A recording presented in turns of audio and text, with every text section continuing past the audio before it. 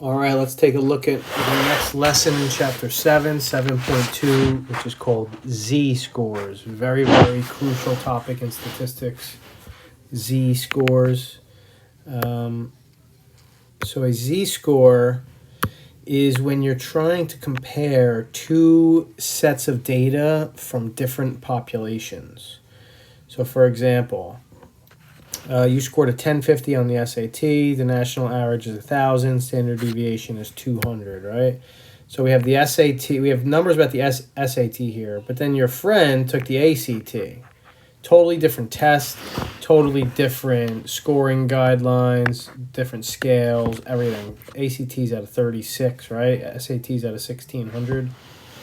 So your friend scored a 24. National average is 21. Standard deviation is 4.5. Who did better on their respective tests?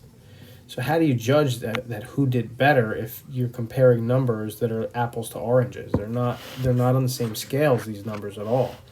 So how do you know who did better? Well, you do what's called a Z-score.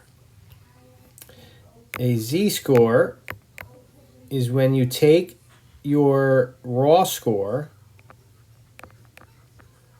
minus the mean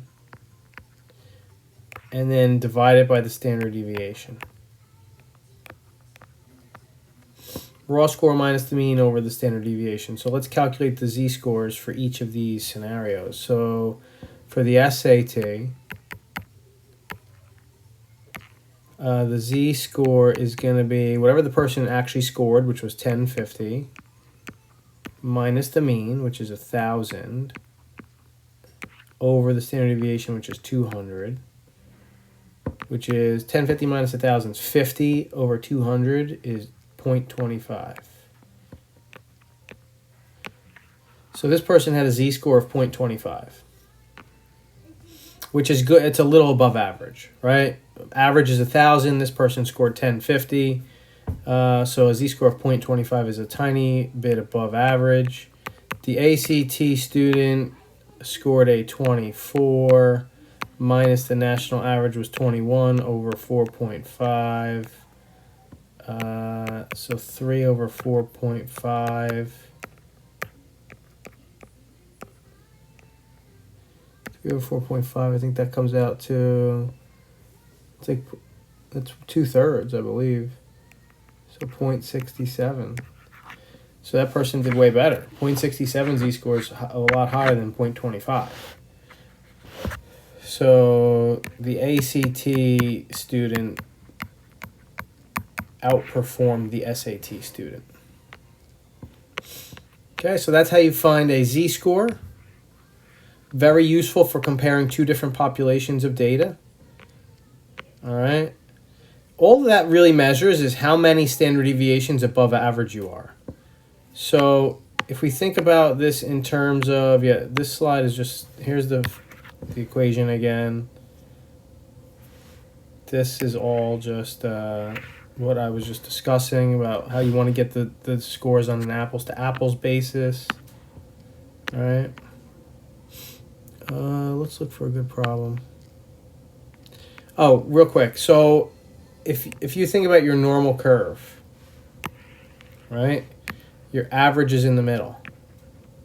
Right? Well, what's the Z-score if you're exactly average? Think about that. So suppose the SAT, let's do the SAT again. Average is 1,000, right? Well, what if you get exactly 1,000? Well, then you would have 1,000 minus 1,000 in the top over 200, which is just 0. If you score exactly average, you have a Z-score of 0. So that's basically the balancing point. The Z-score of 0 is your mean. That's the middle of the normal curve, a Z-score of 0. Okay, and then each level you go out, each standard deviation is Z-score 1, Z-score 2, Z-score 3. Each level is another standard deviation. This is -1 over here. This is Z equals -2, and then Z equals -3. So basically, we're just translating all the numbers of the normal curve into Z-scores. And that's what this chart right here says. These are all your Z values.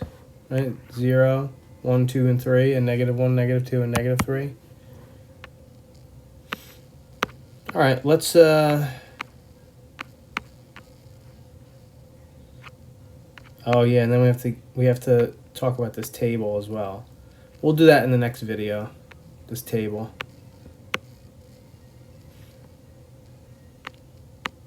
Let's just do one more quick problem here. 3 students take equivalent tests.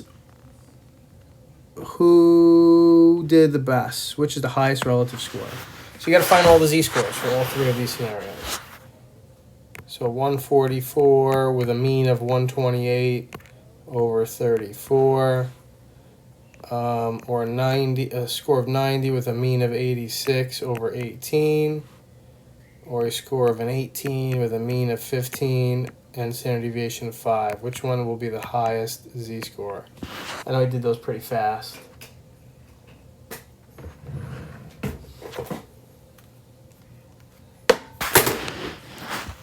16 over 34. This is 4 over 18. And this is 3 over 5, which is 0.6. This is going to be like 0.22, I think. 16 over 34 is like 0.40, 0.46 or 0.47. I don't have a calculator right now. So, well, actually, let's go to Desmos. 16 over 34, 0.47. All right, so this person did the best. Highest z-score. All right, we'll stop this video and then we'll talk about that table in the